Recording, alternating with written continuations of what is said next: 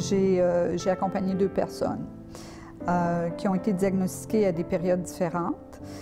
Il y a eu mon mari qui a été diagnostiqué avec un cancer de l'œsophage et qui a décédé 7 mois après le diagnostic. Et il y a une amie qui, elle, a été diagnostiquée avec un cancer du sein et qui est décédée, si je me rappelle bien, c'est plus ou moins, qui est décédée environ 3 ans après avoir été diagnostiquée.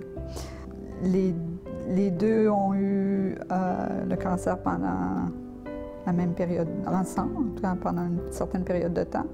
Et je les ai accompagnés de façon différente. Mon mari, c'était de façon beaucoup plus proche, tous les jours. J'ai assisté à tous ses traitements et je l'ai accompagné, je n'ai pas assisté, mais je l'ai accompagné pendant ses traitements, la chirurgie, la radiothérapie et la chimio. Ma copine, j'habitais à l'extérieur du Québec, donc c'était beaucoup plus au téléphone, c'était beaucoup plus de raconter ce qu'elle vivait. Il y a une partie où on est inquiet, il y a une partie où on a peur, mais en même temps, il faut rassurer l'autre. Moi, je me suis retrouvée à donner des soins que je n'aurais jamais pensé pouvoir donner. Il y a des nuits sans sommeil, il y a de part et d'autre. C'est pas uniquement pour la personne qui aide, c'est aussi pour la personne qui est malade.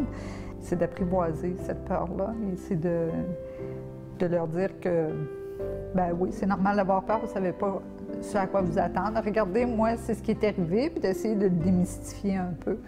Et parfois, ça aide. Je ne me posais pas la question comment je fais, je le faisais, tout simplement. Et à la limite, si je ne pouvais pas le faire, j'allais chercher de l'aide.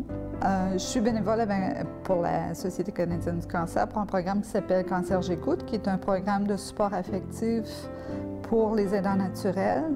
Ce que j'entends souvent chez les gens, verbalisé de façon différente, c'est « j'ai peur ».